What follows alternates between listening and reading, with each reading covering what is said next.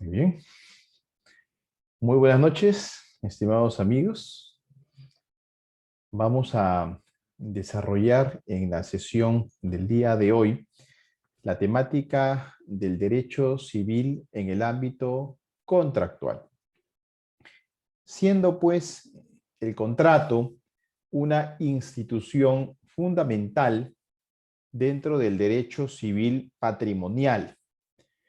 Es, sin lugar a dudas, la expresión más recurrente y desarrollada del acto jurídico.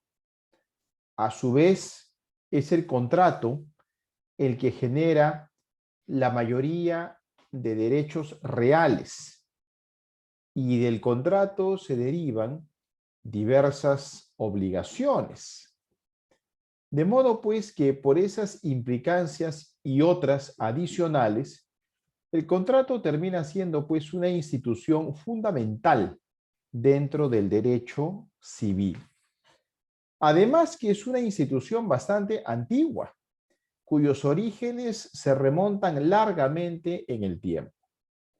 Si ustedes retroceden muy rápidamente, para hacer simplemente una pincelada histórica, si ustedes retroceden en el tiempo a la época del hombre primitivo, cuando éste simplemente buscaba satisfacer sus necesidades básicas, advertirán que, llegado un momento, importante por cierto, se produce una significativa revolución para la historia de la humanidad, que es cuando ese hombre primitivo advierte que no solamente debe restringirse a cazar animales o a recolectar frutos, lo que le obliga a ser errante o nómade, sino que también podría criar a los animales o cultivar la tierra. Y de esa forma se arriba al concepto de la ganadería y la agricultura respectivamente. De una manera espontánea también se da una especialización, porque aquel hombre primitivo o es ganadero o es agricultor. Pero pronto advierte aquel hombre primitivo que necesitaba, siendo ganadero, necesitaba los frutos del agricultor.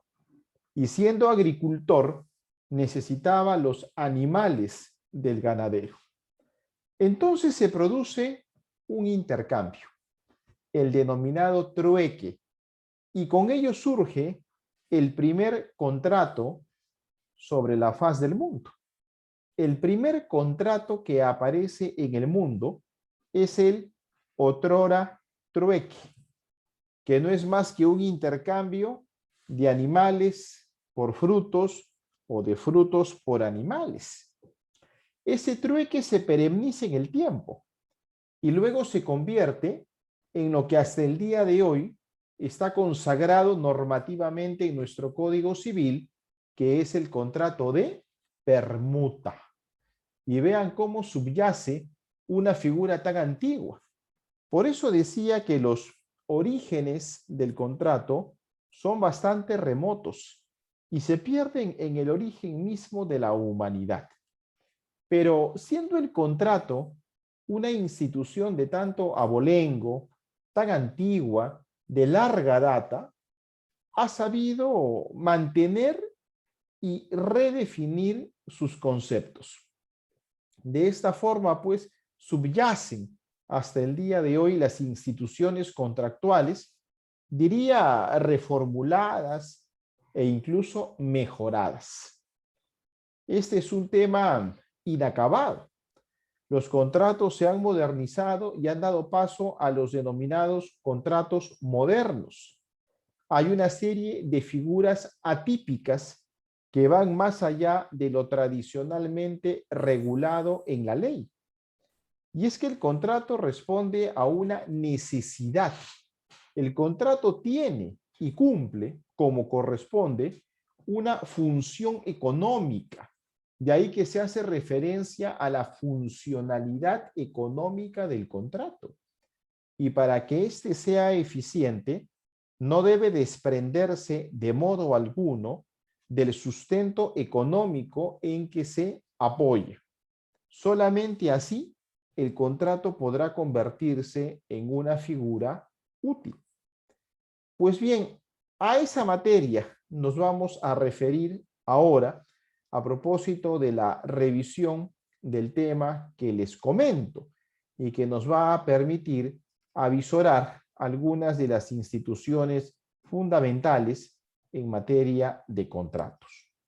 Dicho eso, voy a compartir las diapositivas para que ustedes puedan seguirme en el curso de la explicación.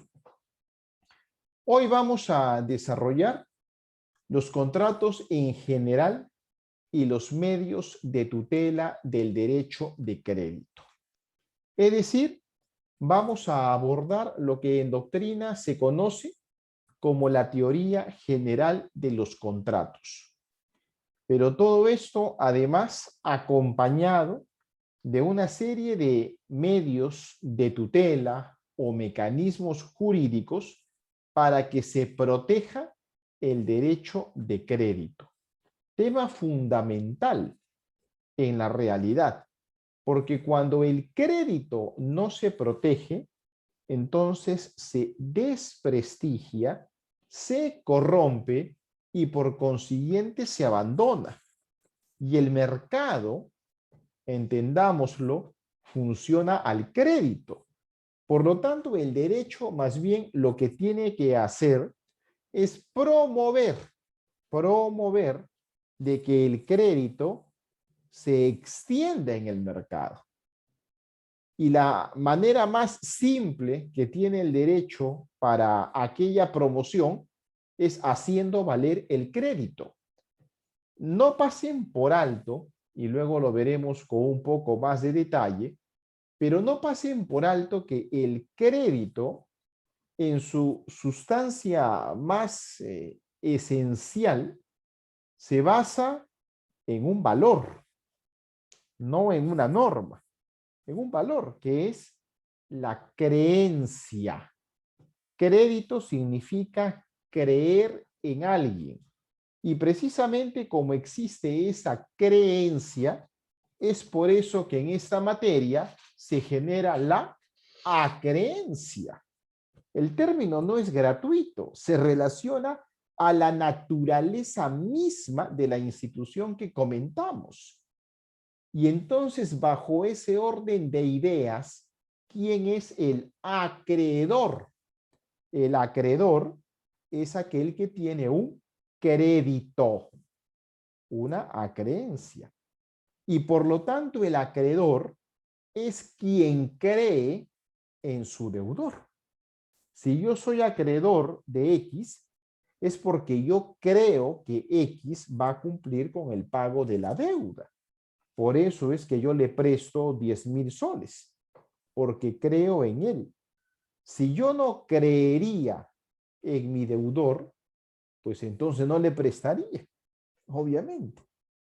Yo creo en él. No es una seguridad, no, porque existe el riesgo. Oiga, puede hacer que no me pague. Ah, por supuesto. Eso se llama riesgo de crédito. Hay un riesgo que no me pague. Pero yo estoy confiando. ¿Y por qué confío? Porque el mercado, reitero una vez más, funciona al crédito. Porque cuando un mercado funciona al contado, eso genera que se pierda liquidez. Se pierde liquidez. Por lo tanto, entonces, se necesita creer en el mercado. Ahí entra el derecho, pues, porque el derecho va a establecer una serie de mecanismos jurídicos para hacer valer el crédito. Por ejemplo, si mi crédito está representado en una letra de cambio, que es un título valor, y esta resulta impaga, yo la puedo protestar. Y ahí está un mecanismo de protección. Y si no se cumple con el pago, podré interponer una demanda en la vía ejecutiva a través de un proceso único de ejecución. y conseguiré entonces que un juez dicte un mandato ejecutivo. Y si aún así no se cumple con el pago adeudado, podré ejecutar el auto final a través de una acción cautelar, de una medida cautelar, como podría ser un embargo conservativo. Entonces, todo esto es lo que el derecho como ciencia ofrece y lo hace precisamente para tutelar un elemento fundamental en el mercado que es el derecho de crédito. Pero cuando mañana más tarde, nadie cree en ese deudor, porque oiga, usualmente no paga, entonces lo que va a suceder es una debacle total, lo que en su momento se dio hace varias décadas con el Estado peruano cuando no le creían en el extranjero los inversionistas que iba a pagar los bonos soberanos que el Estado peruano emitía. ¿Y por qué no le creían? Porque había experiencia anterior donde el Estado peruano había hecho caso omiso a sus obligaciones y no quiso pagar. Lo que sucedió, por ejemplo, con los bonos de la reforma agraria o con los bonos de reconstrucción y desarrollo. Entonces, ¿cuál es el mensaje que se le está dando a ello? Por eso la importancia de establecer estos mecanismos de tutela. Muy bien, dicho eso, vayamos a revisar el tema de los contratos a partir de algunas cuestiones de la propia realidad. Algunas noticias que nos sirvan como punto de partida. Veamos.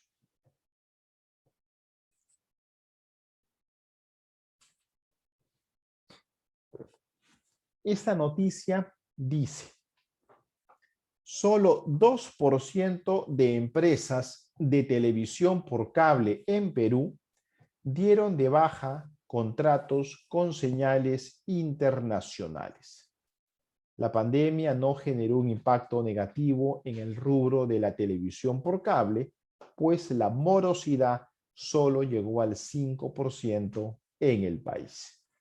Y luego se empieza a desarrollar la noticia mencionada. Entonces, ¿aquí qué cosa apreciamos?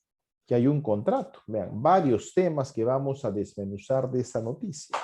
Oiga, cuando yo tengo televisión por cable, ¿hay un contrato? Así es. Entre el usuario, que es una persona natural, y la empresa, que es una persona jurídica.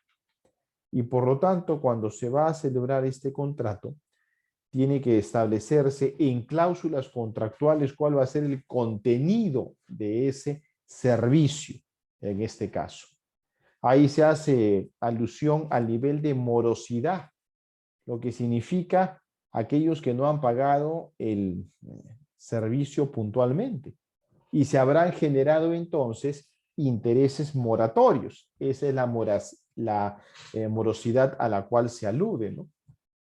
Entonces, ¿se han visto afectados estos contratos? Sí, claro, se han visto afectados. Sin embargo, a pesar de la pandemia por el COVID-19, la afectación no ha sido significativa, como lo indica la data hace un momento mencionada.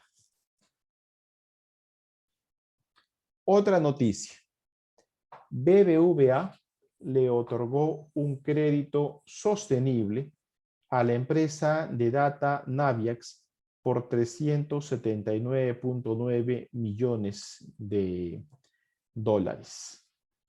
Y aquí estamos hablando de un contrato de crédito. Acá hay un contrato de crédito bancario, lo que se llama préstamo bancario o mutuo bancario. Es un crédito que le está otorgando un banco a una empresa. Si la empresa cumple con los niveles que se han establecido para indicadores verdes, obtendrá una mejora en el precio de la financiación. Entonces, lo que se tiene es que se ha conseguido, oiga, un precio determinado, pero es en base a diversos indicadores, ¿no? ¿Qué es lo que va a decir? Oiga, que esto podría tener una mejora en el precio. O sea que podría beneficiarse al deudor. Así es, así está pactado. Y eso va a suponer entonces una adenda, que sea la modificación en lo que corresponda. Ministerio de Transportes y Comunicaciones otorga a empresa Fiber Connection la concesión para los servicios públicos de telecomunicaciones por 20 años. Acá hay un contrato de concesión de servicios públicos. Y entonces, por esa razón, es que hay una regulación normativa, una regulación del Estado. La concesión, ¿qué significa? Que se le otorga el derecho de explotar un bien, en este caso un bien público, siempre y cuando incurren algunas inversiones, en mejoras, ¿eh? Y a cambio de eso, pues establecer, en este caso, telecomunicaciones. Lo propio sucede con la energía eléctrica, con el agua potable y demás. Pues bien, a partir de lo que estamos mencionando, ahora entonces entremos a revisar cuáles son los conceptos fundamentales en la materia del contrato. El contrato está definido en el Código Civil peruano. Está regulado, mejor dicho, en el Código Civil peruano. El contrato en general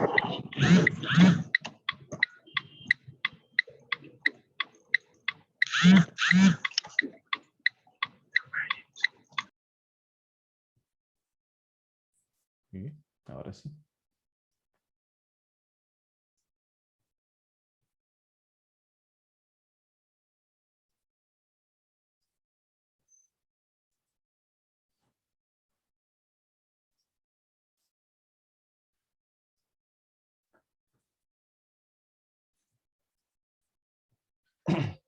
Muy bien. Decía que el contrato en general está regulado en uno de los libros del Código Civil, específicamente en el libro séptimo del Código Civil, titulado Fuentes de las Obligaciones. Y aquí hay dos expresiones que hay que relacionar y diferenciar. Una cosa son las fuentes de las obligaciones y otros son los efectos de las obligaciones. Fuentes y efectos. La fuente de una obligación usualmente es el contrato y el efecto de una obligación normalmente es el pago. Pero diferenciemos esta pareja de conceptos, ¿no? Por un lado, fuentes de obligaciones y por otro lado, efectos de las obligaciones.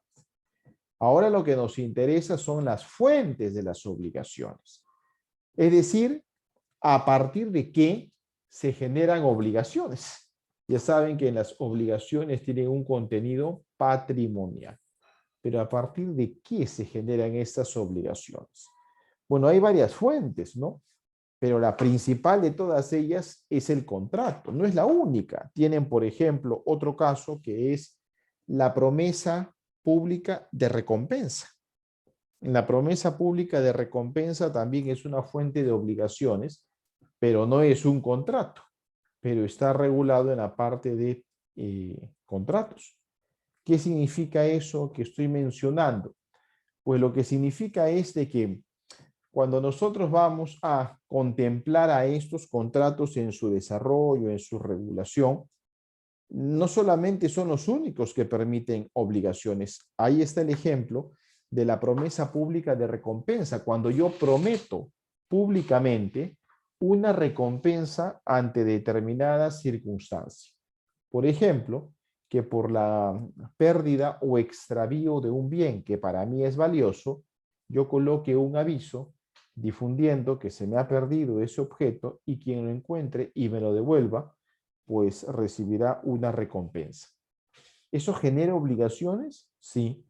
Si alguien aparece con el bien Oiga, ¿tendrá derecho a la recompensa? Por supuesto. Entonces, ¿hasta ahí hay obligación? Sí, claro, hay una obligación que tengo que cumplir. Pero, oiga, ¿esa situación va a suponer de que haya un acuerdo? No, no hay ningún acuerdo. Yo no me puedo poner de acuerdo en que le daré una recompensa con alguien que no sé quién es, porque quien reciba la recompensa será el que ubique el objeto extraviado, pero no lo va a hacer en el momento en que yo lo estoy diciendo, sino ya no tendría ningún sentido. De todas las figuras pues que hay, enriquecimiento sin causa y demás que están ahí como la promesa pública de recompensa, pues el contrato es sin lugar a dudas la figura más utilizada, ¿no? La más utilizada porque además se abre un abanico enorme de posibilidades que son pues las fuentes de las obligaciones. Y esto en el Código Civil comprende desde el artículo 1351, que empieza con un texto muy similar al del artículo 140, hasta el artículo 1528, justamente antes de entrar a los contratos nominados que son encabezados por la compra-venta. Con todo esto, entonces, cabe preguntarnos qué es el contrato. Y el Código Civil, en el artículo 1351, ofrece una típica definición que ciertamente es bastante completa, ¿no? Para decirnos qué es el contrato. El contrato, señala ahí, es el acuerdo de dos o más partes para crear, regular, modificar o extinguir una relación jurídica patrimonial. No solamente pensemos en la posibilidad de crear un vínculo patrimonial, también podría ser que no se crea, pero se está modificando. Y ahí también tenemos un contrato. Oiga, para modificar, por ejemplo, o para extinguir. Lo que sucede es que en uno u otro caso se tomarán las previsiones para que cumpla su cometido, ¿no? Por ejemplo, para modificar una adenda. ¿Una adenda sirve para modificar una relación jurídico-patrimonial? Claro, con eso se modifica. Un mutuo disenso, ¿para qué sirve? Para extinguir una relación jurídica patrimonial, ¿no? Entonces, no restringamos solamente el concepto de contrato a las veces en que ello permite crear. Eso está clarísimo, pero no solo es el único supuesto, tal como lo establece el artículo 1351 del Código Civil. El área del contrato, el área del contrato es, en palabras más empíricas, el área de los compromisos económicos concordados y legalmente vinculantes, es decir, coercibles con los medios legales. Área estratégica en cualquier concepto, en cualquier organización social y particularmente en las sociedades desarrolladas. Una característica, entre otras, claro está, pero una característica importante del contrato es su carácter vinculante. Y esto marca un antes y un después en la historia del contrato. Porque antiguamente los contratos no existían como tales y entonces era sustituido por lo que se conocía pues como eh, pacto de caballeros, simplemente un compromiso, nada más. Cuando no había la noción moderna de contrato y su carácter vinculante, quedaba en eso. Oiga, un acuerdo de honor, un pacto de caballeros o demás. Y si se incumplía, pues no había mayor consecuencia o desgaste. Esa situación es la que ha cambiado hoy en día. No, el contrato es vinculante. El contrato obliga. Y bajo ese orden de ideas, entonces, el contrato tiene que respetarse.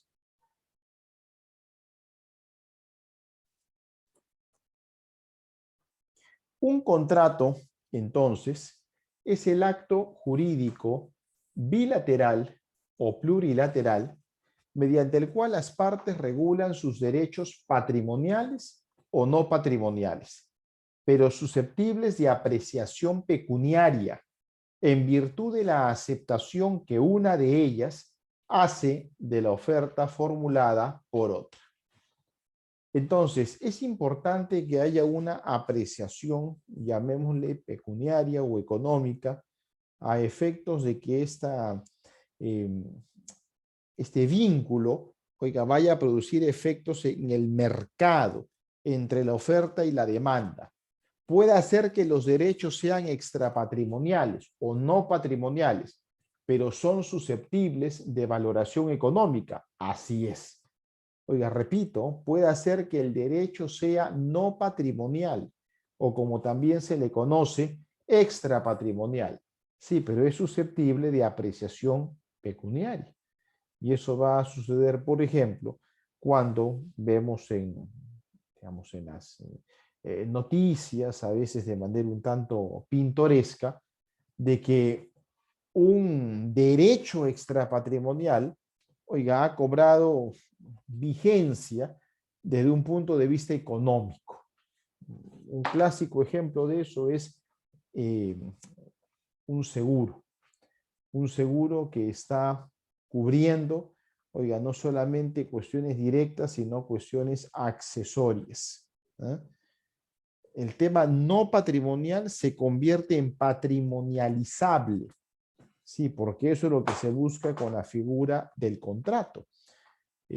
Uno puede tener la idea de que hay algo que ha hecho, pues una obra, un servicio, y sea invaluable, pero el tema es que mientras eso sucede así, simplemente no habrá pues mayor consecuencia como se quisiera, ¿no? Lo importante es que pueda ser apreciado pecuniariamente. Les pongo un ejemplo un tanto extremo, ¿no? El derecho al nombre.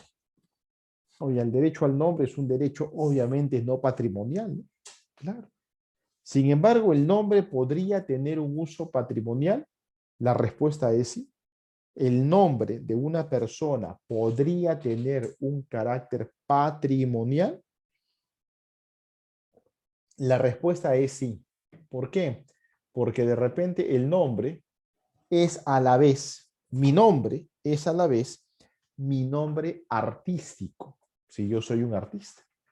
O de repente mi nombre se ha registrado como una marca. Entonces vean ustedes cómo un derecho no patrimonial o extra patrimonial resulta pues de que ahora se convierte en un derecho de carácter pecuniario. ¿Mm? Ahí lo que se está haciendo es cambiar entonces el horizonte respecto a cómo se daban estos vínculos. Lo importante es de que tenga una apreciación pecuniaria, se le da un valor, sabiendo que hay veces en que eso pues no es lo que se esperaba o lo que se deseaba, pero finalmente son consecuencias del propio contrato. El contrato puede ser entendido como un supuesto de hecho, como una relación jurídica, como texto o como reglamento. Así, por ejemplo, cuando se hace referencia a la firma o celebración de un contrato, se entiende a este como supuesto de hecho, es decir, como un acto o hecho concreto al que la ley califica como un acuerdo logrado entre dos o más partes.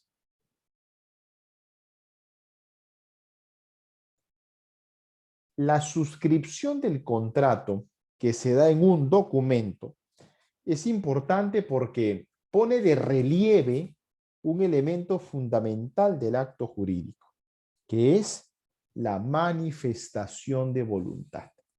Ojo que no estoy diciendo la voluntad, la cual se da por sobreentendida que tiene que estar presente, ¿no? Para que estemos ante un acto volitivo como es la casación. Pero más allá de eso, lo que se quiere es que se manifieste o exteriorice la voluntad. Eso es lo que se quiere, que se exteriorice la voluntad.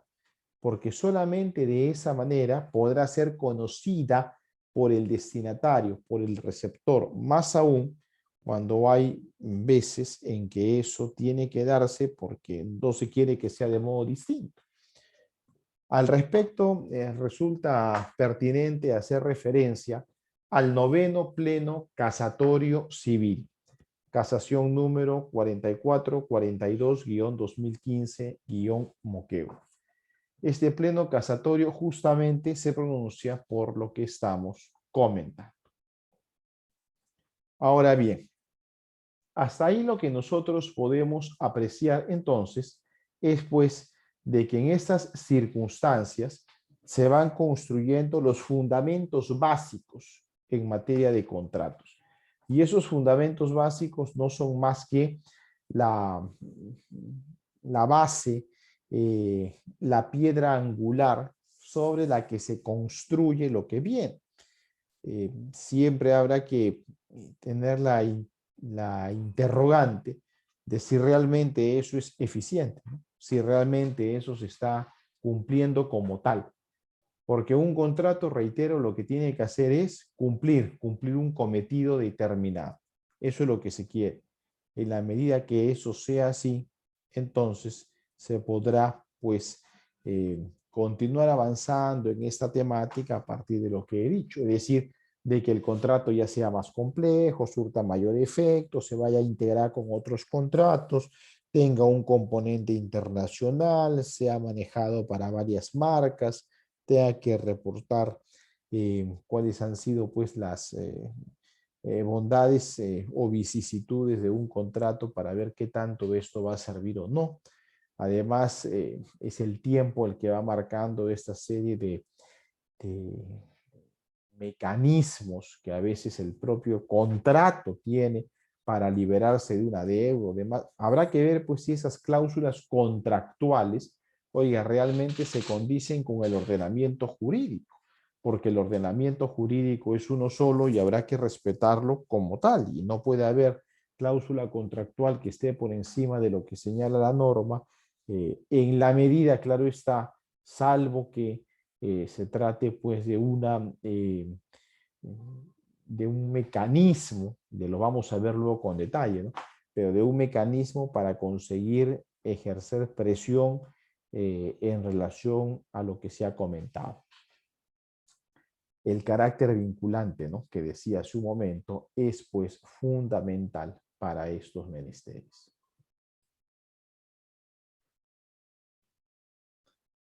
Muy bien. Dicho eso, veamos ahora a renglón seguido el principio del consensualismo, que no es pues cosa menor este principio del consensualismo. ¿Qué significa lo que les estoy comentando?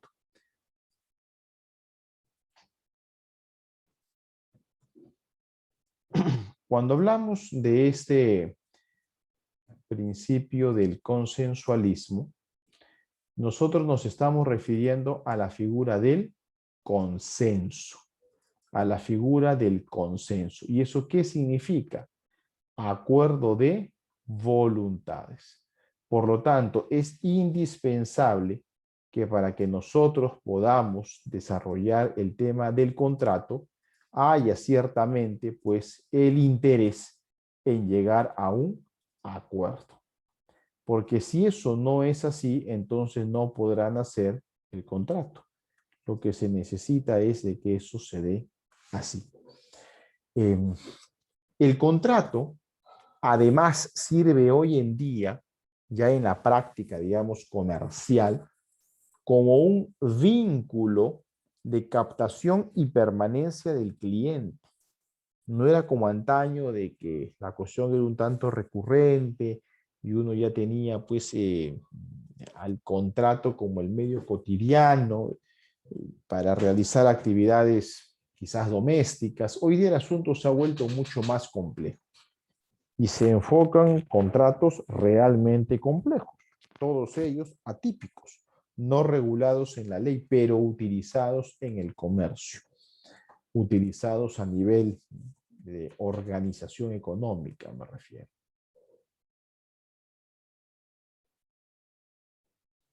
Cuando hablamos del consensualismo, podemos coloquialmente presentarlo de esta manera, ¿no? Yo puedo querer solo, pero no puedo consentir solo, porque el consentimiento es un concurso de voluntades. Entonces, aquí lo que tenemos es una suerte de mecanismo de apoyo constante para que el contrato funcione. De hecho,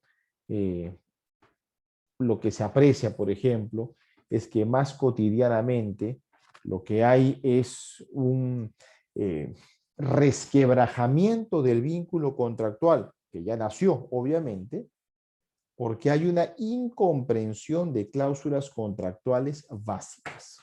Cláusulas contractuales básicas se ven afectadas porque no se hace lo que quizás se haya estipulado en el contrato, sino de que se comienzan a utilizar mecanismos de presión, ¿no?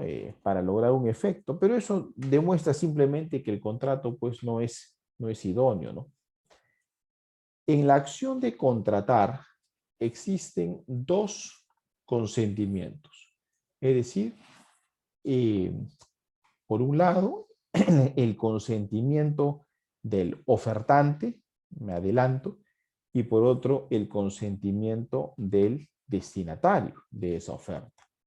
Cada uno va a expresar su voluntad, pero esta será consentida, es decir, será aceptada por ambas partes. El consensualismo significa este consenso y es una suerte, entre comillas, de mandato para todo contrato, ¿no? Tiene que haber ese consentimiento, que si ustedes evocan el término mismo, ese consentimiento significa común sentimiento.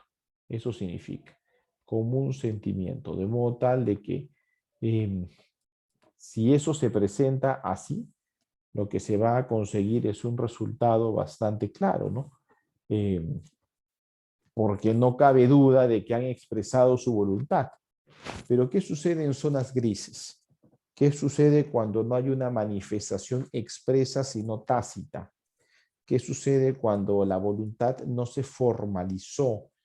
¿Qué sucede cuando se ha levantado una suerte de voz de protesta para reclamar por un contrato y comienza la duda de si esto es un tema contractual o es un tema para que sea conocido por Indecopi, por afectación a la protección al consumidor?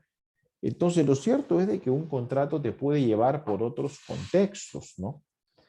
El consentimiento, constituido por la coincidencia de las voluntades internas, es lo que se determina como, oferta. Esta oferta no es más que el planteamiento inicial, antes de una negociación, si es que lo hubiese, pero es un planteamiento inicial que hará el oferente.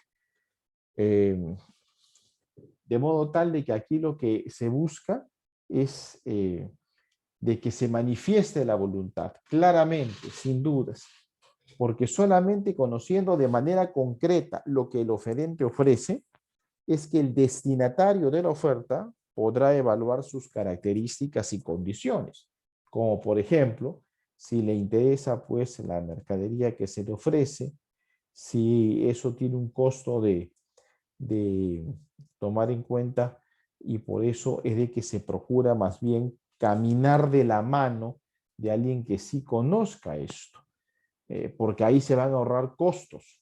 O sea, porque muchas veces en estos contratos lo que hay es una atención cada vez mayor del crédito? Por lo que decía al inicio de la clase, el crédito es fundamental. Si no habría crédito, prácticamente no existiría el libro Derecho de Obligaciones en el Código Civil. Si no habría crédito. Si no habría crédito, no habían tantísimos procesos judiciales, incluyendo procesos de revocación o anulación de mandato ejecutivo y Además de ello, atendiéndose a las circunstancias en que esto se produce, es decir, de que hayan mayores riesgos o elementos que puedan jugar en contra de un contrato. ¿Y por qué eso nos interesa? Porque van a derivar conceptos jurídicos. Por ejemplo, pueda que yo no vaya a cumplir con un contrato, pero porque tengo una justificación como lo sería un evento de caso fortuito o de fuerza mayor. Entonces ahí habiendo eso, eh, no se tiene ni siquiera no se tiene ni siquiera merituado y calibrado qué va a suponer de que haya un incumplimiento. Cuando uno prevé eso, entonces en su contrato va a tener cláusulas. Por ejemplo, una cláusula que defina cuál es el caso fortuito o qué es eh, los efectos disociados de esto, que ya lo vamos a ver luego. Por ejemplo, una resolución, una rescisión o simplemente un incumplimiento donde se incurre en mora. Entonces tiene que estar todo claramente establecido para que la figura, que es el contrato, cumpla su finalidad. Pero lo va a cumplir, reiteramos, cuando tengan claro qué cosa es lo que se va a hacer. Acá hay un principio importantísimo en materia contractual y además un principio bastante amplio, que es la libertad de contratación. La libertad de contratación, que es un principio madre, porque ya veremos en la siguiente diapositiva cómo lo podemos dividir. La libertad de contratación va a suponer asimismo varios otros derechos en una suerte de abanico. Entonces, libertad de contratación, ¿qué es? Significa la capacidad para poder actuar en un mercado de contratos. Esto conlleva a la libertad para contratar o no contratar. Esa es una primera manifestación. Efectivamente, cada uno decidirá si contrata o no contrata en cierto caso. Eso lo decidirá cada quien. Punto 2. La libertad para decidir con quién contratar o quién no contratar. Aquí estamos ante una situación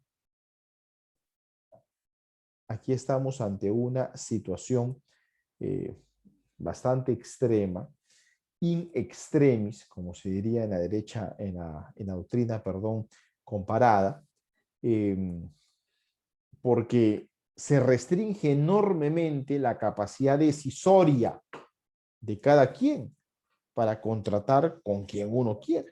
Sin embargo, a veces eso no es posible, ¿no? Porque es parte del contrato el que tú estés restringido para ciertas prestaciones.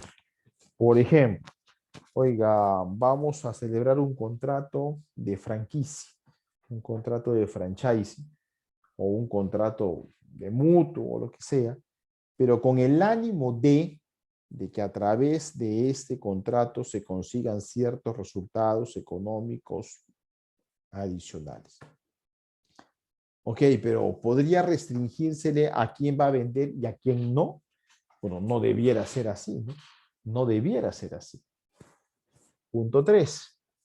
La libertad para elegir el objeto del contrato y configurarlo internamente, sustituyendo, si es el caso, el derecho dispositivo. Aquí lo que se estará diciendo simplemente es que eh, al momento en que este contrato, oiga, comience a brindar realmente su alcance, es decir, a ejecutarse, ¿no?, en el mercado, entonces ahí se podría configurar internamente el contrato y se puede ir dejando de lado algunos elementos para incorporar otros. ¿Cómo se haría eso? Si el contrato ya está caminando, ya está en vigencia, se haría a través de adendas. Adenda es el mecanismo entonces para tomar consideración de lo que inicialmente se había se haya dicho. Solamente así es como se va a poder configurar cuál es el fin de un contrato. Importante, ¿por qué? ¿Por qué tanto importa el objeto del contrato? Porque así es como se van a determinar las actividades específicas y las responsabilidades que se generan de ese contrato. Si no, no se tienen claro, ¿no? Punto 4. La libertad para crear nuevos tipos contractuales y combinar los existentes. Entonces ahí tenemos los llamados contratos atípicos, contratos que no se encuentran regulados y que por el contrario debería ser así, ¿no? Debería incorporársele, pero aparentemente eso pues exige tener en claro cuáles van a ser las prestaciones y a veces los propios contratantes no lo tienen en claro. En el contrato deberá señalarse cuáles son las prestaciones, si son de medios o de resultados. Si son varias, significa que todas deben cumplirse, que solamente deben cumplirse algunas, que debe cumplirse una sí y uno no, etcétera, etcétera. Libertad para crear nuevos tipos contractuales y combinar los existentes revela la capacidad creativa del derecho. Y es que en materia de contratos, el principio de atipicidad contractual permite, de una manera interesante, permite pues de que falten más bien las condiciones necesarias para que el contrato se cumpla, es decir, se ejecute. Y punto 5, la libertad para convenir las formas que las partes estimen convenientes. Y aquí podría ser una forma in extremis, o sea, con la máxima formalidad, es el caso de que haya pues un propósito más bien para que se formalice de cierta manera el contrato. Por ejemplo, podría ser por escrito, o podría ser por escritura pública, o podría ser más bien de que el contrato vaya a generar un efecto pernicioso cuando no se consideran todas las atingencias del mismo. Por ejemplo, no se ha sopesado el riesgo, algo real, de que ocurra una pandemia como la del COVID-19. Bueno, nadie se podía imaginar eso seguramente, ¿no? Entonces, eso no se advirtió en los contratos. Oye, estaba en el contrato hace un año o más, en etapa previa de pandemia. Oiga, ¿se sabía exactamente los estragos que iba a causar eso? No. Entonces, no se tenía previsto, oiga, que hay un evento de esa magnitud. ¿Se soluciona con caso fortuito y fuerza mayor? La práctica demuestra que no. Entonces necesitamos incorporar una figura adicional y ahí será pues aquello que viabilice, ¿no? Esta toma de decisiones, por ejemplo, ¿no? Justamente porque se hace necesario, ¿no? Entonces, el contrato va respondiendo a esa coyuntura, ¿no? Hasta los últimos cambios, o sea, qué cosa era lo necesario. Hasta ahí, ¿no? Derechos que comprende la libertad de contratación. Yo les dije hace un momento, la libertad de contratación es un derecho madre, porque comprende a su vez a otros derechos. La libertad de contratar, por un lado, y la libertad contractual por el otro. La libertad de contratar, conocida también como libertad de conclusión, consiste en la facultad que tiene toda persona de celebrar o no un contrato. Y si finalmente decide contratar, determinar con quién contrata. Esta libertad de contratar, como verán, la tenemos prácticamente todas las personas, porque vamos a decidir con libertad, oiga, si quiero contratar o no, y de ser el caso, ¿con quién? Ahí están eh, estos preliminares, ¿no? Respecto a lo que significa esta libertad de contratar. Ahora, esta libertad de contratar no hay que olvidar, aunque suene quizás redundante decirlo, pero se derivan consecuencias, que la libertad de contratar es una libertad. Es una libertad. Y por consiguiente hay que tener en consideración que al momento en que esto se da, eh, la libertad de contratar va a restringir, oiga, el abanico de posibilidades. Yo no puedo contratar finalmente con quien quiera. Va a haber restricciones. Y a veces son prohibiciones en la ley, a veces son incompatibilidades, a veces solamente son no más de los que aspiran a que esto vaya a generar un resultado y podría ser una minoría del contrato. Y entonces aún dentro de un contrato también pueden armarse pues una suerte de grupos en conflicto, ¿no? Y eso va a ser desgastante para el mismo contrato. Pero a la par de la libertad de contratar hay otro principio, que es la libertad contractual, conocida como libertad de configuración. Está referida a la libertad de determinar el contenido del contrato. Entonces, en estos casos, oigan, aquí ya no se va hacia el hecho de decidir con quién contrato, no, sino hacia el hecho de eh, cómo contrato, qué contrato, en qué circunstancias eso se da. Lo cierto es de que ahí se habría generado pues una posibilidad de poder crear contratos. Y aunque suene exagerado, pero eso es lo que permite la libertad contractual, que podamos aprender a partir de esa experiencia qué cosa es lo que más podría llamar la atención dentro de un contrato, ¿no? Las prestaciones, por ejemplo, ¿no? Entonces, recapitulando, la libertad de contratación tiene dos caras de una misma moneda: la libertad de contratar y la libertad contractual. En palabras simples, la libertad de contratar me dice con quién contratar, cómo contratar, por qué contratar, todo lo vinculado a eso.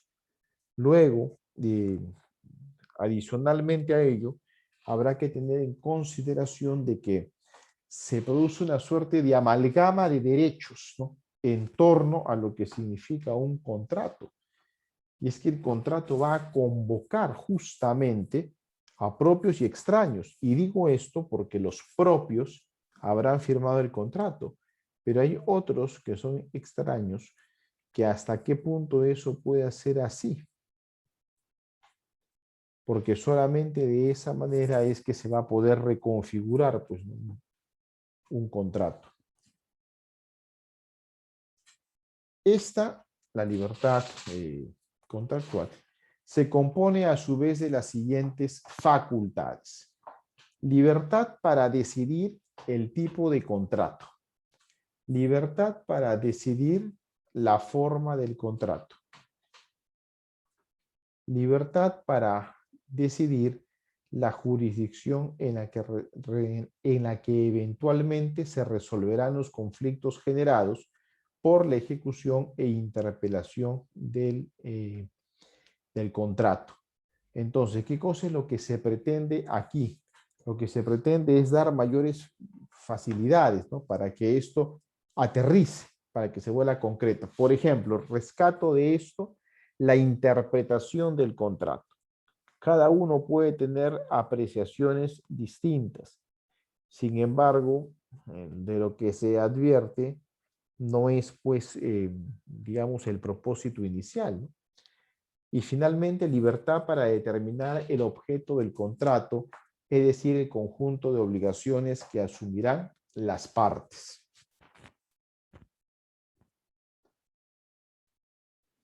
Rasgos característicos del contrato. Rasgos característicos del contrato.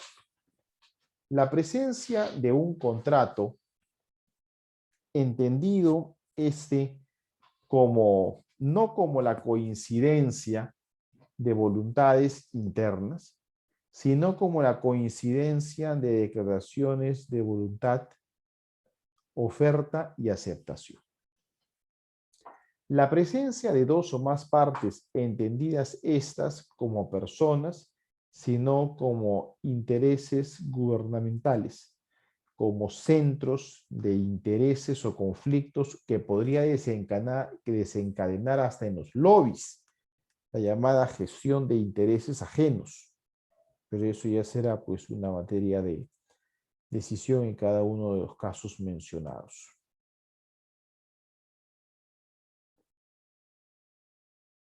Número 3, la presencia de una finalidad consistente en crear, regular, modificar o extinguir una relación jurídica patrimonial, que es lo que recoge el artículo del Código Civil que hace un momento hemos editorializado.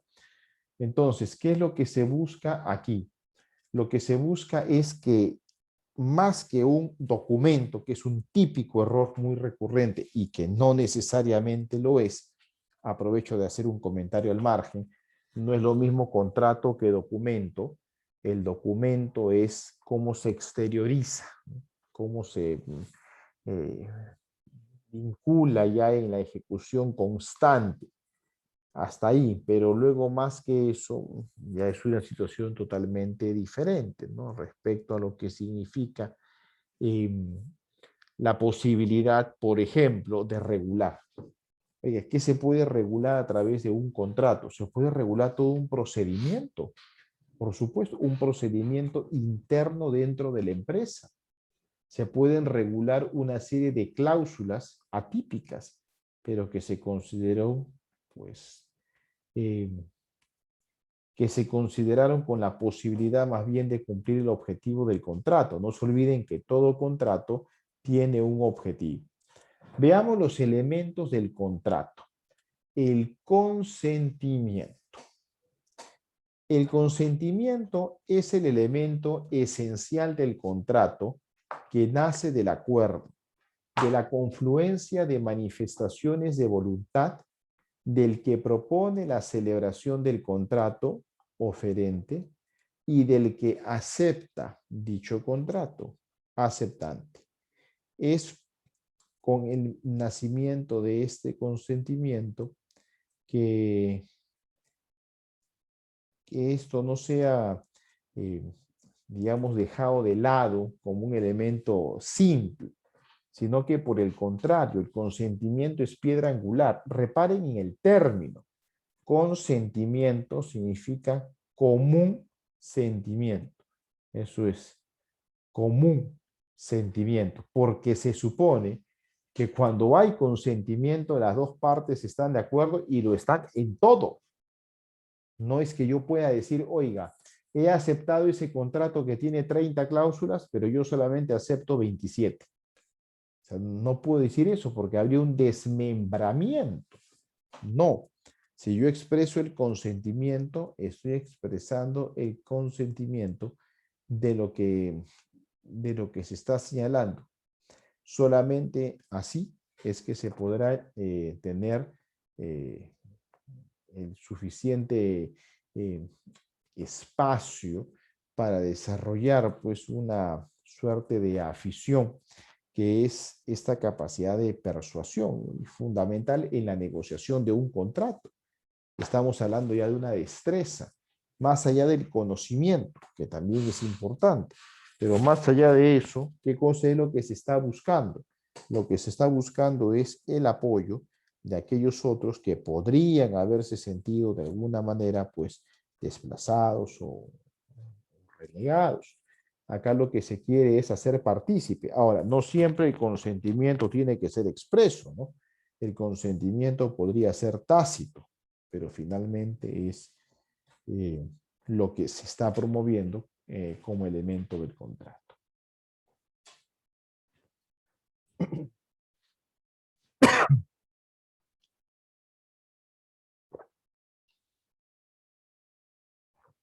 El artículo 1359 del Código Civil establece que no hay contrato mientras las partes no estén conformes sobre todas sus estipulaciones, aunque la discrepancia sea secundaria.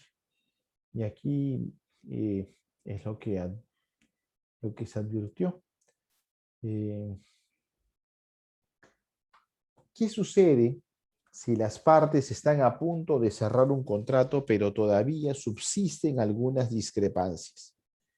¿Se podrá celebrar ese contrato? así como está y manteniéndolo claro bajo un esquema de veracidad, ¿no? Porque alguien me dirá, bueno, cambia las cuentas o simplemente puede pasar, pues, oiga, las cláusulas de un lado para otro o esto resérvalo para más adelante.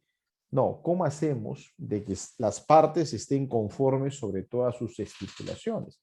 Bueno, para eso pues se maneja con persuasión para convencer a la contraparte.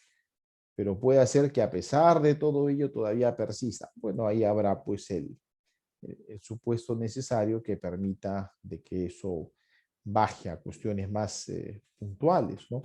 Eh, y si hubiese, volviendo al punto, esa opinión discrepante, pues no podrán celebrar un contrato como tal, sino que tendrán que verlo ahora como un tema eh, de la oportunidad que haya, ¿no? Si hay, como decía, esa discrepancia, para eso existe un contrato preparatorio, para eso, ¿no? Pero no, lo que no puede ser es que yo tengo un contrato de 40 cláusulas, solamente estoy de acuerdo en 32, entonces voy a vender o voy a renegociar o voy a ver la manera de que este saldo o esta prestación adicional oiga, se encamine por otro lado, pero ese era el sentido original. Realmente está cumpliendo su propósito del contrato desde como se había concebido. Eso será lo que hay que considerar en cada uno de estos supuestos.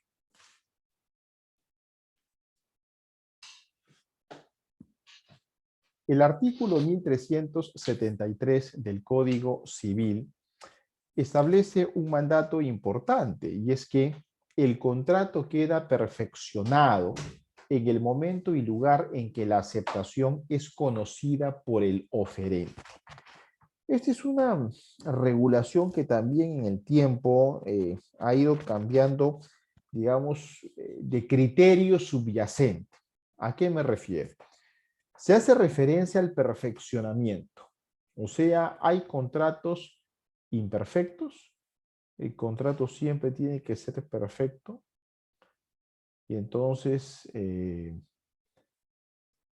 justamente a propósito de situaciones como esas, es que se demuestra la necesidad de poder perfeccionar un contrato. Pero eso es lo que las eh, partes involucradas vayan a considerar, porque solamente se dará el perfeccionamiento, dice el Código Civil, cuando la aceptación, se entiende del destinatario de la oferta, sea conocida por el oferente. Hoy, pues eso es mucho más expeditivo y se produce en tiempo real a través de las comunicaciones electrónicas. Pero antaño no era así. Y como justamente no era así, es que la situación se podía tornar eh, de alguna manera más caótica y en vez de servir para que el contrato cumpla su finalidad económica, más bien lo que va a suceder es que el contrato va a generar un problema. Ahí, esa no es la idea. Y entonces ahí viene una lectura, análisis económico del derecho y un análisis costo-beneficio. Oiga, el costo del contrato es mayor que el beneficio que genera, entonces no sirve. Oiga, tenemos que ver la manera en que esto llegue a conocimiento, esta aceptación llegue pues a la atención que merece una circunstancia de esta naturaleza, pero no siempre se va a saber eh, cómo perfeccionar un contrato. No siempre se va a cumplir ello. Entonces podría ser de que el contrato simplemente queda como un intento fallido de arribar a un acuerdo definitivo. Así es. Porque el contrato pues tiene una serie de requisitos y formalidades y entonces se necesita que haya una investigación lo suficientemente clara, por ejemplo, de cuáles van a ser los mecanismos de comunicación del oferente al destinatario. Pero eso era antes, ¿no? Más problemático, porque antes se mandaba la aceptación pues a través de una carta, de un telegrama. Así es como estaba pensado en la época en que se dicta el Código Civil de 1984. Hoy día el asunto es distinto, ¿no? Yo expreso mi aceptación a través de un correo electrónico, de un WhatsApp, mucho más rápido, ¿no?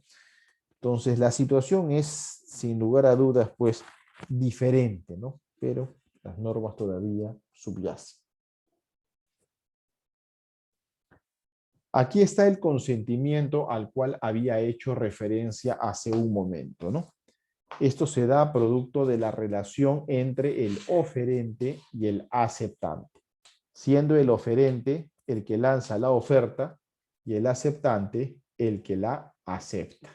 Y en medio estará el tema del consentimiento, que ya repito una vez más, es este común sentimiento que tienen que profesarse ambos para obtener un beneficio.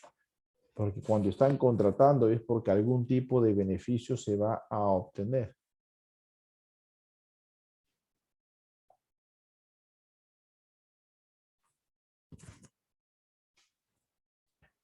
Para la formación del contrato, el primer paso es lo que se denomina la oferta. El primer paso es la oferta, pero no es la oferta entendida en el lenguaje coloquial que podríamos manejar, donde usualmente oferta se equipara a una rebaja, a un descuento o a una promoción. Pero eso no es así acá.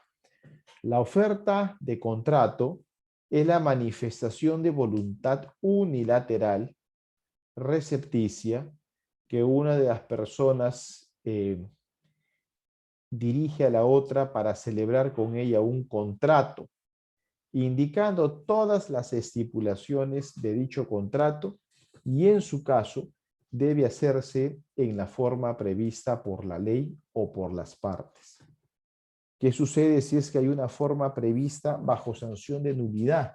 Eso significa que el incumplimiento, la desatención, la inobservancia de dicha forma dará lugar a que se le saque y por lo tanto se encamine por otro lado. Esta oferta es un planteamiento con algunas características que ya vamos a ver. Pues la oferta es eso, ¿no? Una propuesta. ¿Quién la formula? El oferente.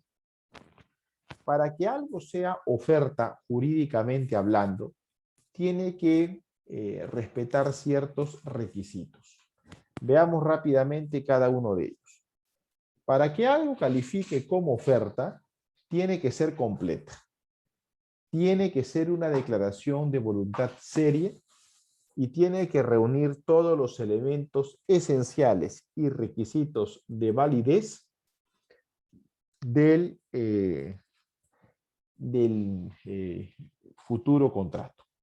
Muy bien, veamos cada uno de estos requisitos. Lo primero, que sea completa. Que sea completa se reduce la idea que bastaría un sí para que el contrato quede celebrado. Y entonces demos una lectura a la inversa, ¿no? Oye, ¿qué cosa necesitamos en la oferta que alguien nos dé para que nosotros podamos decir sí? Para que digamos sí, sí acepto ese contrato.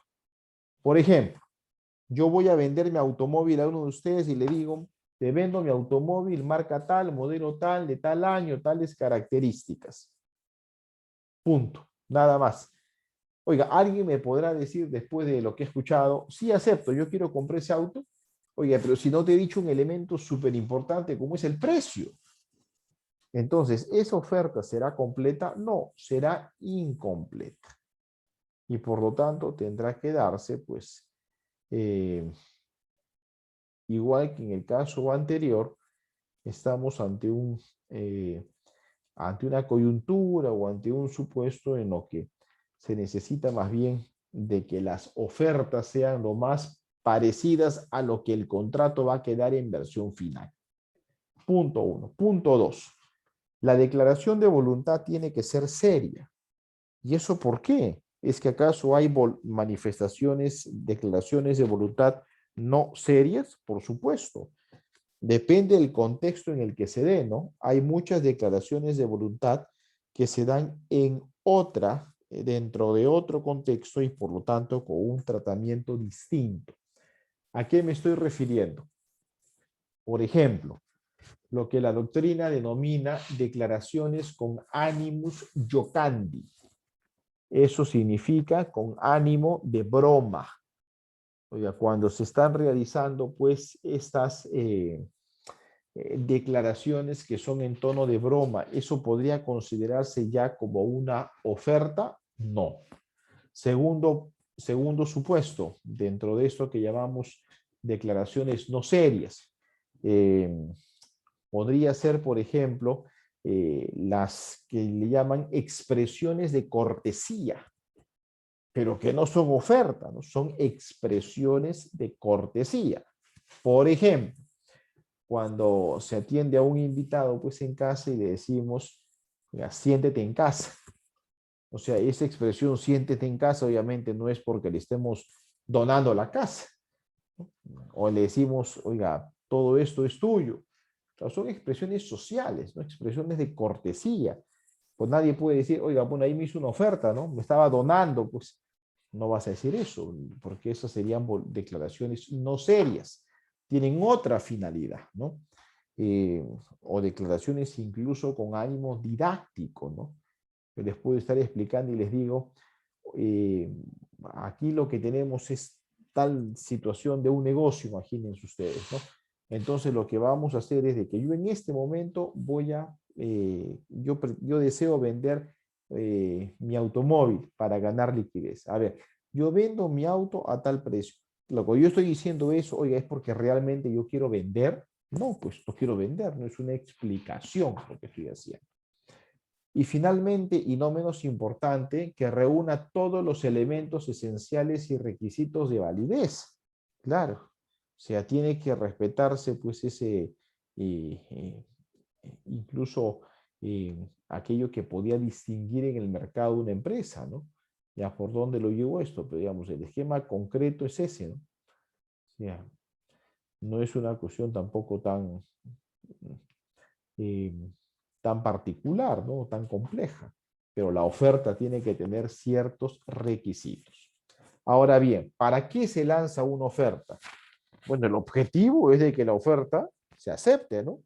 Si yo soy el oferente y lanzo una oferta, obviamente es con ese propósito, no lo hago para que quede simplemente ahí en la nebulosa, sino que lo que quiero es de que esa oferta genere una aceptación.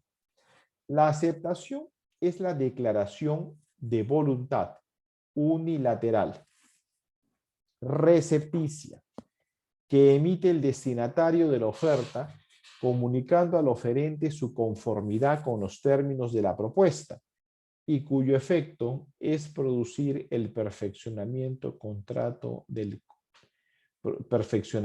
del contrato propuesto. Esta aceptación tiene también que reunir determinadas características. Y básicamente lo que se pide es que la oferta sea en una circunstancia en la que hay la posibilidad que ésta pues vaya a ser aceptada, ¿no? La oferta tiene su momento, su oportunidad, ¿no? A veces cuando eso no se calibra exactamente, va a fracasar el proyecto y de repente no porque sea malo, inadecuado, oiga, lo que se está ofreciendo, sino porque a veces no apunta al mercado que debería apuntar.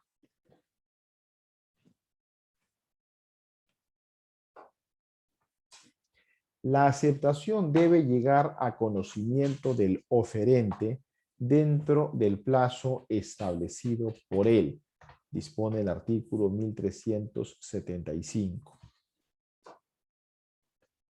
Para que el contrato se perfeccione y exista válidamente, se requiere que la aceptación, según el modelo de sílabo adjunto,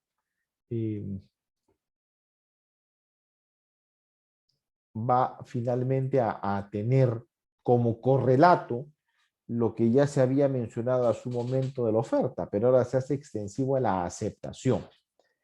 tiene que ser conforme a la oferta en todas sus estipulaciones. Acá hay una exigencia de la lógica, ¿no?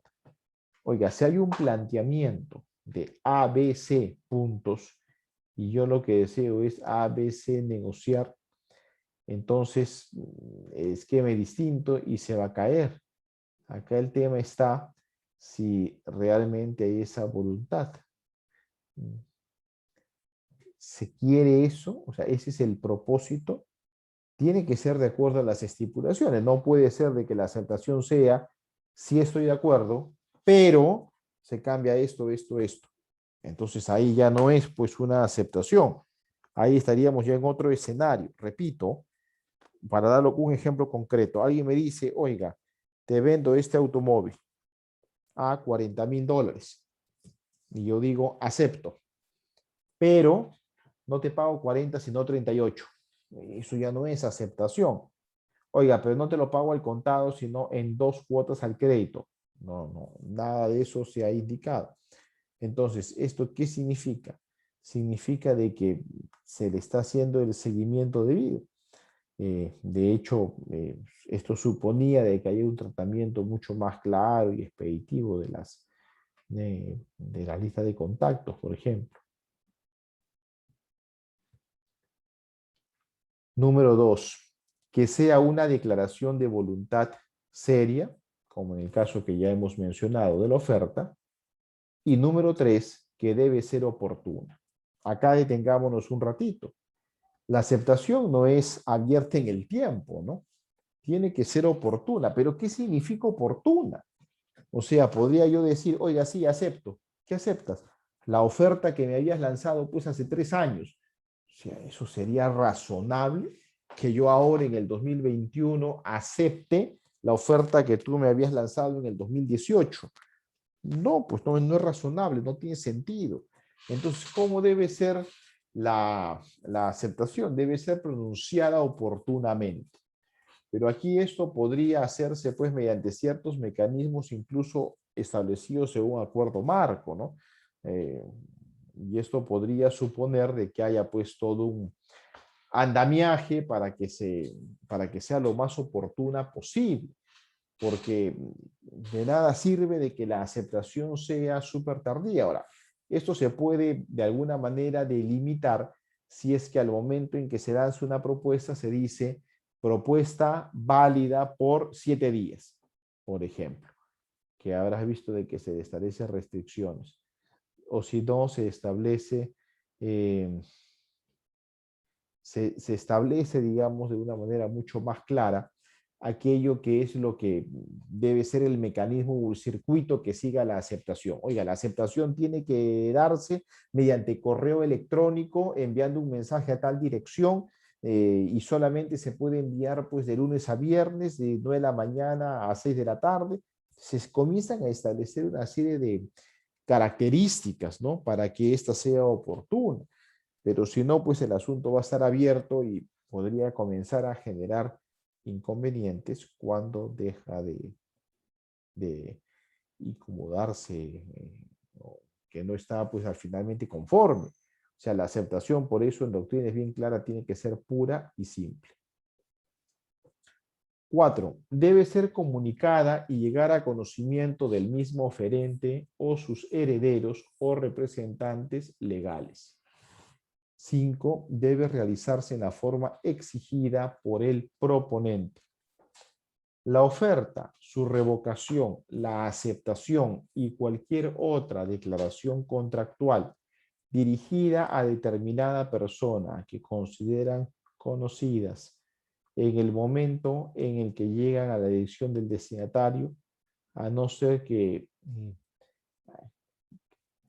a no ser de que esto vaya a generar más bien mayores costos, pues sería dejado de lado. Pero hoy en día con la virtualidad, por el contrario, esto se ha agilizado, como decía hace un momento, en tiempo real. Se han acortado las distancias. Se ha incluso a propósito de lo que ya habíamos dado, se ha generado deuda ahí. También hay que tomar en consideración de que si esto se realiza a través de medios electrónicos u ópticos o análogos, como dice la norma referida, eh, aquí lo que vamos a conseguir es que esta situación pues vaya a afectar directamente la configuración del contrato, ¿no? Antes se empleaba una serie de expresiones, ¿no? Como decir, oiga, a dónde se iba a notificar, que haya pues un término de la instancia o cosas por el estilo. Hoy en día la comunicación es enormemente fluida. El objeto. El objeto se refiere principalmente al propósito del contrato, es decir, la obligación que se crea. El objeto del contrato consiste en crear, regular, modificar o extinguir obligaciones, según el artículo 1402 del Código Civil. Esta es la finalidad o propósito de lo que tiene que actuar.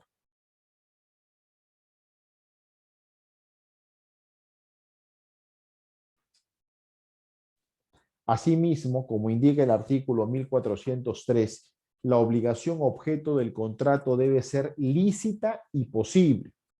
Lícita porque al final de cuentas el contrato es un acto jurídico y el acto jurídico como concepto madre dice de que todos los magistrados deben considerar la atención de que se le pueda dar a una figura contractual para que ésta no escape de los cánones, no solamente del ordenamiento normativo, ¿no? Sino del derecho en general, porque hay una serie de cuestiones que se dan precisamente apoyándose en la posibilidad que haya lo que estamos una vuelta a los orígenes mismos del contrato. A veces incluso habrá que revisar, cuando son negociaciones complejas, habrá que revisar las actas, si es que las hubiese, ¿no? De discusión de las juntas para ver qué cosa es lo que se estuvo pretendiendo. Y podrá alegarse incluso y probarse ante los tribunales. La obligación que es objeto del contrato debe ser lícita. La prestación en que consiste la obligación y el bien que es objeto de ella deben ser posibles. Esto en realidad no tiene nada de particular porque sigue la línea de lo establecido en el Código Civil para el acto jurídico. Y lo que ya hemos dicho es que cualesquiera de estos contratos pues es en el fondo un acto jurídico. Entonces debe cumplir con los elementos señalados como tal. La forma. Aquí empezaré diciendo que muchas veces se comete un error conceptual cuando se refiere a este elemento, a la forma.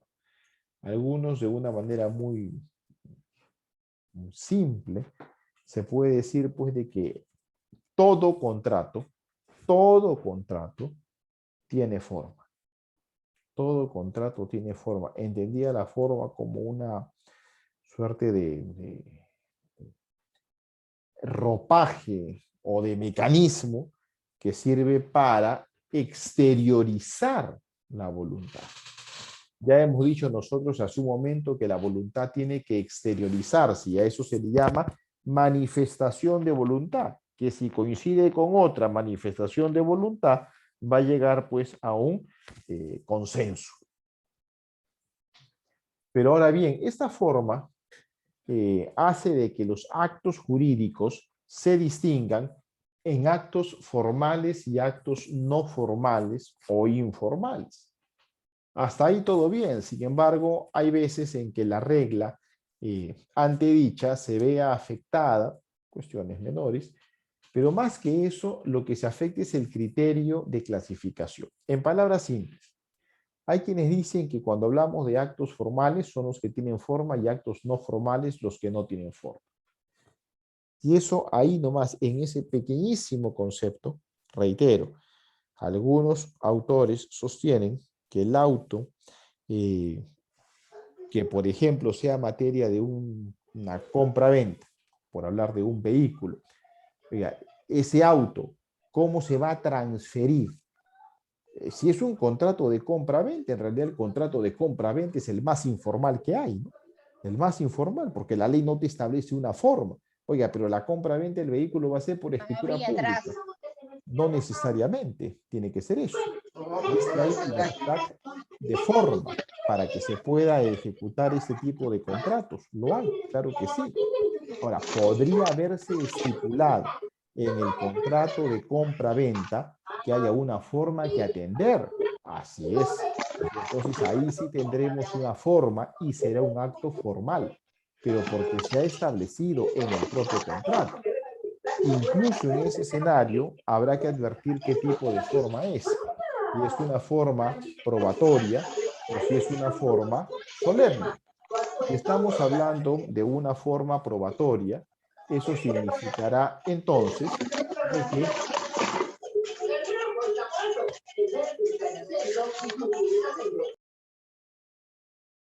si estamos hablando de una forma probatoria, eso significará entonces de que solamente sirve para la probanza. ¿Ah? Pero si estamos hablando de una forma solemne, entonces significa de que es un elemento básico para la validez del contrato. Eso ya tendrá que determinarse pues en cada caso. Pero hay otros que son en todo caso los que deberíamos preocuparnos por el concepto que hay atrás de esto, que son los actos no formales. Actos no formales en los que no hay la forma prevista ni en la ley ni en el contrato. Pero lo que no se puede decir es que el acto informal es aquel que no tiene forma. ¿No? A eso no se refiere. Y no se refiere por una cuestión conceptual. Todo acto jurídico tiene forma. Todo acto jurídico tiene forma. Lo otro ya es la manera como se va a exteriorizar de una forma establecida en la ley, establecida en el contrato. No hay una forma establecida, forma que tiene sanción de nulidad su inobservancia o no. Pero reitero, que quede claro que siempre hay forma. No se puede decir de que no hay forma, porque si no habría forma, entonces no se está exteriorizando la voluntad. Se presume que la forma que las partes convienen adoptar anticipadamente y por escrito es requisito indispensable para la validez del acto bajo sanción de nulidad, dice el artículo 1411 del Código Civil. Si por mandato de la ley o por convenio debe otorgarse escritura pública o cumplirse otro requisito que no revista la forma solemne prescrita legalmente o la convenida por las partes por escrito bajo sanción de nulidad, estas pueden compelerse recíprocamente a llenar la formalidad requerida. La pretensión se tramita como procesos sumarísimos, salvo que el título de cuya formalidad se trata tenga la calidad de ejecutivo, en cuyo caso se sigue el trámite del proceso correspondiente. Es decir, aquí lo que se hace es establecer en el artículo 1412 la obligatoriedad de atender a una forma que esté prevista bajo sanción de nulidad. Las modificaciones del contrato original deben efectuarse en la forma prescrita para ese contrato. Aquí estamos hablando de lo que ya aludimos al inicio de la clase, las famosas adendas. Si hay adendas, debe procurarse de que el desarrollo sea distinto y solamente de esa manera pueda prescindirse, ¿no?, del contrato original para tener un nuevo contrato. El contrato se puede modificar N veces, pero las partes que lo celebraron tendrán que estar de acuerdo en lo nuevo que se está considerando modificar de un contrato, ¿no?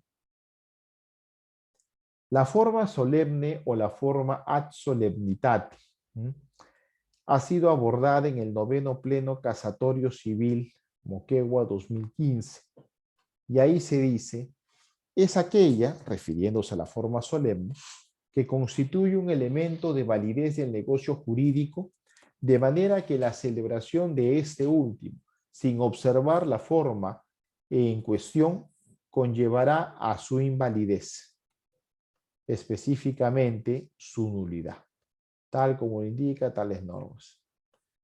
Entonces, siendo ello así, conviene pues determinar la trascendencia que tiene esta forma solemne, ¿no?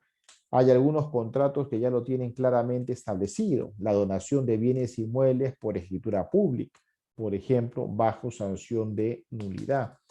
Y de ahí procurar pues de que esto no sea más bien un obstáculo para el desarrollo de los contratos. Los sujetos solamente pueden introducir requisitos de forma en los actos jurídicos que, según el ordenamiento jurídico, son libres de formalidades, o bien pueden establecer formalidades más severas que las previstas en la ley, siempre que no contravengan normas imperativas de orden público o las buenas costumbres. En cambio, los otorgantes del acto jurídico no pueden dejar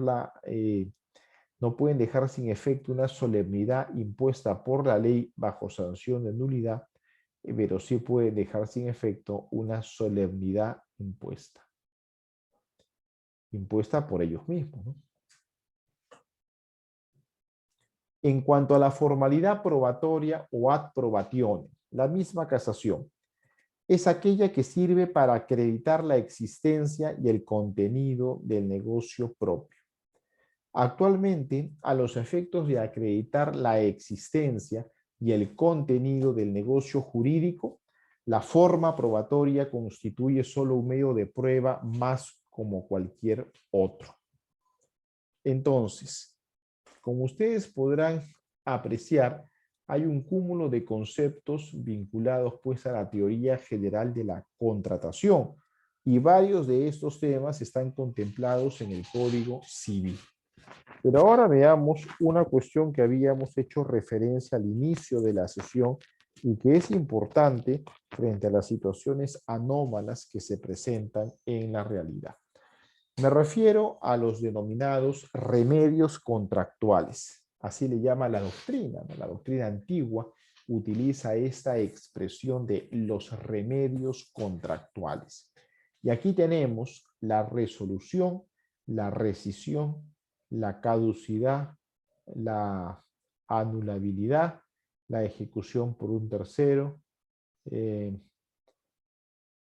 y todo eso finalmente lo que va a hacer es buscar algún tipo de corrección. Por eso el nombre de remedio contractual, porque lo que se buscan con estas figuras es remediar, corregir la situación, volver al cauce. Eso es lo que se quiere. Veamos, la resolución. Por la resolución se deja sin efecto un contrato válido por causal sobreviniente a su celebración. Entonces, siendo ello así, la resolución tiene un efecto extintivo liberatorio, porque extingue la obligación, lo libera obviamente al deudor de su cumplimiento. Tiene un efecto restitutorio o reintegrativo, y el efecto es resarcitorio en última instancia. Lo que se busca es recuperar ese monto involucrado o ese conjunto de prestaciones insatisfechas, debido a lo que corresponda, ¿no? El asunto además tiene que ser lo suficientemente abordado con cierta anticipación, precisamente para que genere el efecto y no se persuade en el camino.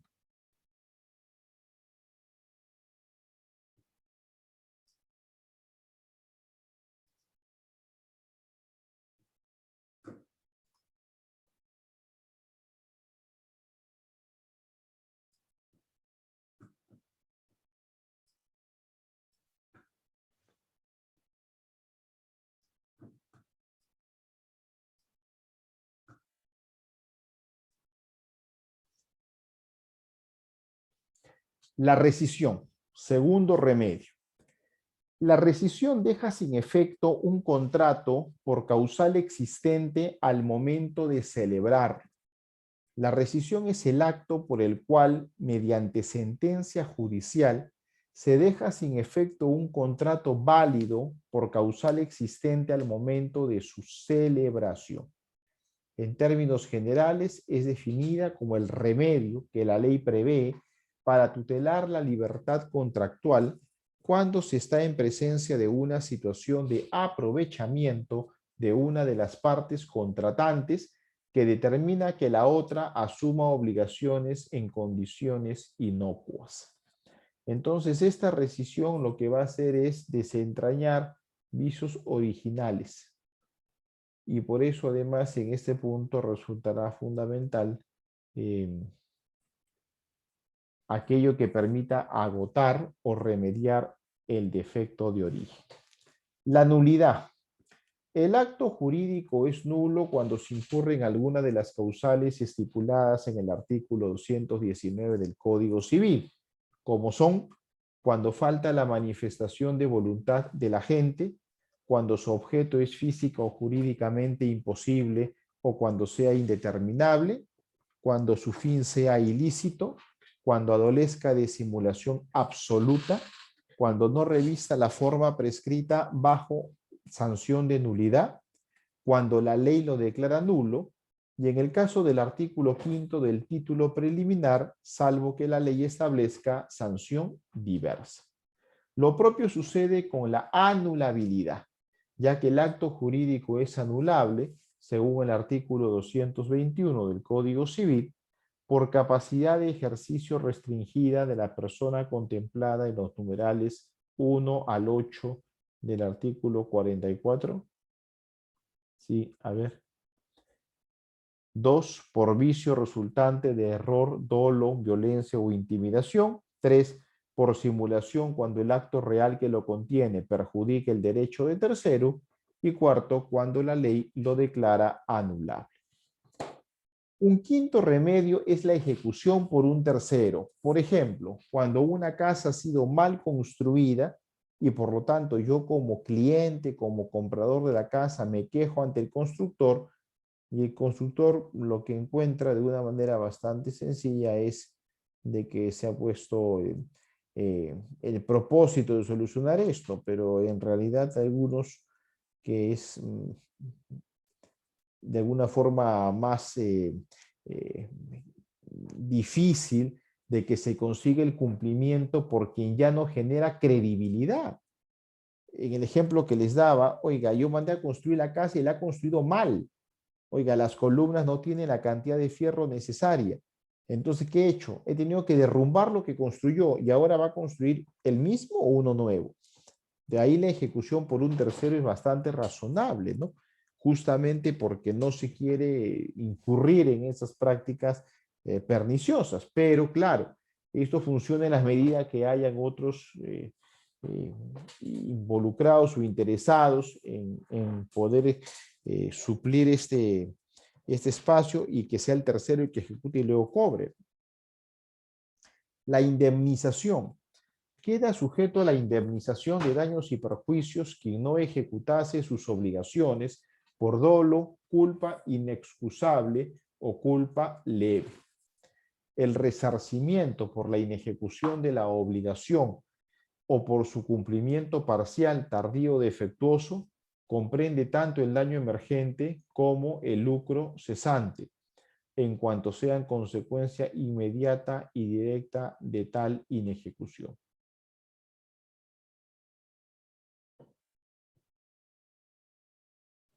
Esta indemnización, entenderán ustedes que siempre tiene un efecto resarcitorio, no lucrativo. Resarce un daño, un incumplimiento contractual, pero no es que permita ganar, ¿no? La renegociación. La renegociación se puede dar de muchas maneras, ¿no? Oiga, se puede renegociar a través de una novación, de una transacción, de acción en pago, condonación, mutuo disenso, etcétera. En cuanto al crédito, ya para cerrar, toda operación o relación de crédito implica confianza, lo que ya les he hablado y explicado, plazo y riesgo. La confianza, ya que se trata de un negocio fiduciario, en el antiguo sentido de la palabra, ¿no? Los romanos hablaban del negocio fiduciario, la fiducia, como aquello que generaba confianza de la persona en la persona del deudor. El plazo. La ejecución de la contraprestación del deudor se realiza en forma posterior y en armadas o cuotas. Y eh, el riesgo del incumplimiento del deudor, pero eso habrá que sumar otros riesgos. Entonces ahí este es un elemento que significa una variable en toda actividad económica que tendrá que ser también soportada en el contrato.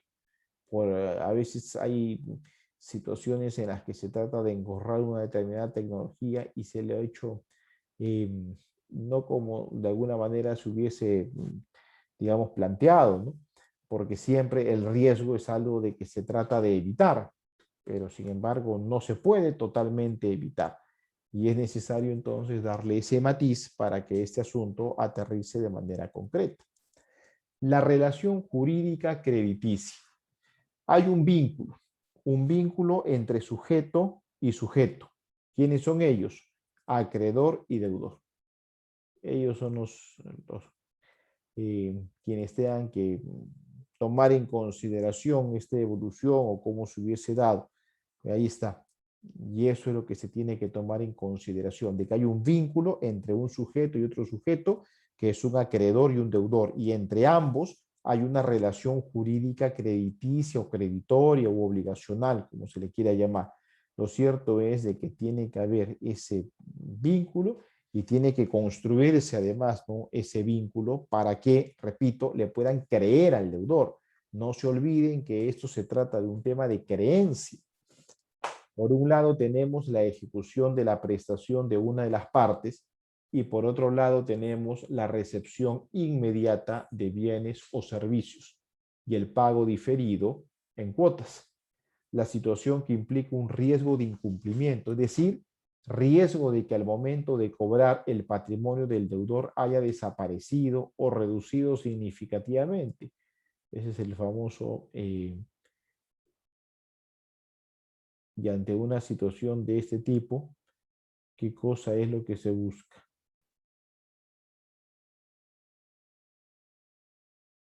Solamente así, teniendo en claro cuáles son las expectativas de los contratantes, es que se puede tutelar el crédito, porque el crédito se tutela y el Estado justamente busca eso, ¿no? Dar una regulación tuitiva del crédito, en tanto y en cuanto es fundamental para el desarrollo del mercado.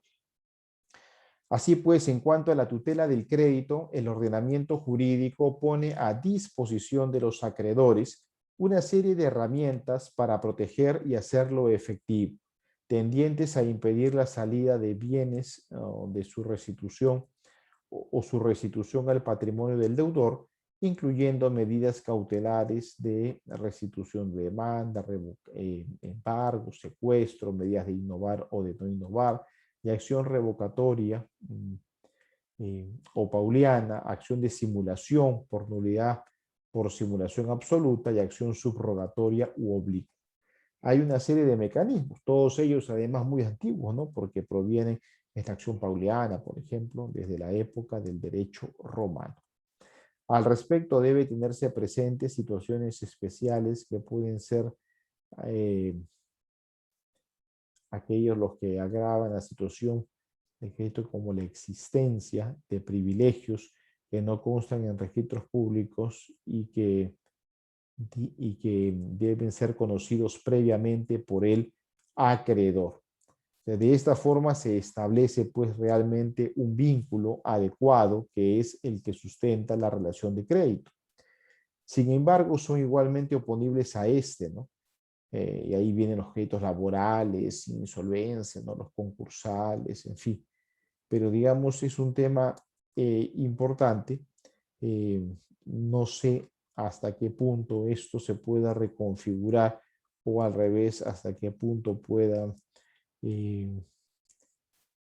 para ganar justamente todo tipo de alcance del contrato, ¿no? Y no dejar nada a libre albedrío, sino de que esté previsto. Entonces, hay mecanismos determinados, pero aquí también rigen normas de orden público, ¿no? Para concluir, los principales mecanismos legales de tutela de crédito.